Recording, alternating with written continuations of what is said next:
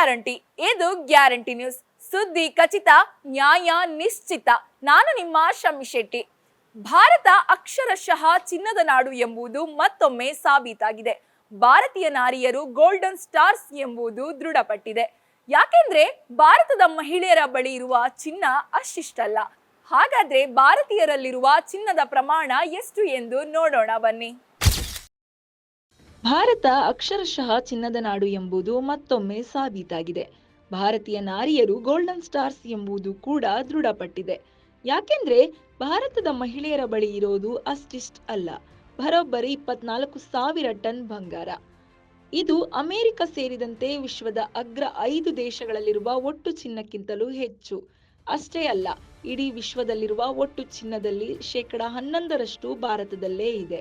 ವಿಶ್ವದಲ್ಲಿ ಅತಿ ಹೆಚ್ಚು ಚಿನ್ನ ಹೊಂದಿರುವ ದೇಶವೆಂಬ ಹೆಗ್ಗಳಿಕೆಯು ಭಾರತದ್ದು.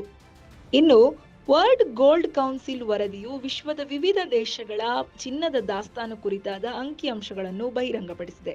ಇದರಲ್ಲಿ ಭಾರತ ಮುಂಚೂಣಿ ಸ್ಥಾನದಲ್ಲಿದೆ.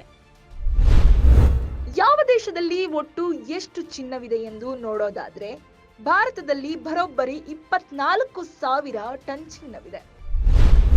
ಅಮೆರಿಕದಲ್ಲಿ 8,000 ton, Germany 3,300 ton, Italy 2,450 ton, France 2,400 ton, Russia 1,900 ton ಚಿನ್ನವನ್ನ ಹೊಂದಿದೆ.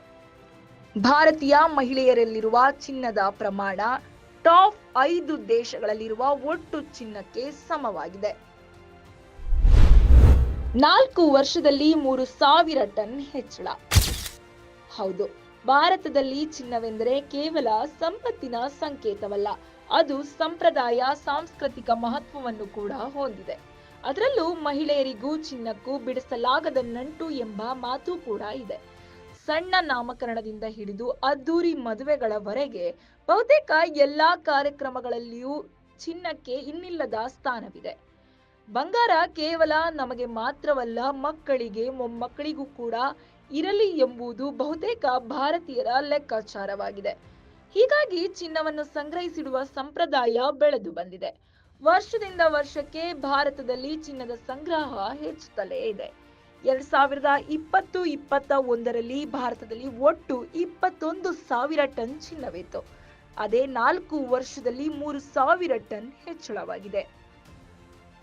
ಭಾರತೀಯರು ಹೆಚ್ಚು ಚಿನ್ನ ಹೊಂದಿದ್ದು, ಭಾರತದ ಒಟ್ಟಾರೆ ಚಿನ್ನದ ದಾಸ್ತಾನಿನಲ್ಲಿ 40% ಭಾಗವು ದಕ್ಷಿಣ ಭಾರತದಲ್ಲಿದ್ದು, ದಕ್ಷಿಣ ಭಾರತೀಯರ ಬಳಿಯೇ ಹೆಚ್ಚಾಗಿ ಚಿನ್ನವಿದೆ. ಇನ್ನು ತಮಿಳುನಾಡು ಮುಂಚೂಣಿಯಲ್ಲಿದ್ದು, ಇಡೀ ಭಾರತದ 28% ಚಿನ್ನವನ್ನು ಹೊಂದಿದೆ. ವರ್ಷ ಕಳೆದಂತೆ ಈ ಪ್ರಮಾಣ ಕೂಡ ಹೆಚ್ಚಾಗುತ್ತಿದೆ. ಕೇರಳದ ಜನರ ಬಳಿ ಕೂಡ ಹೆಚ್ಚಿನ ಚಿನ್ನ ಇದೆ ಎಂಬುದು ವಿಶೇಷವಾಗಿದೆ. ಇದಾಗಿತ್ತು ಈ ಹೊತ್ತಿನ ವಿಶೇಷ ಸುದ್ದಿ. ಇನ್ನಷ್ಟು ಸುದ್ದಿಗಾಗಿ ನೋಡ್ತಾ ಇರಿ ಗ್ಯಾರಂಟಿ ನ್ಯೂಸ್. ಗ್ಯಾರಂಟಿ ನ್ಯೂಸ್, ಸುದ್ದಿ ಖಚಿತ, ನ್ಯಾಯ ನಿಶ್ಚಿತ.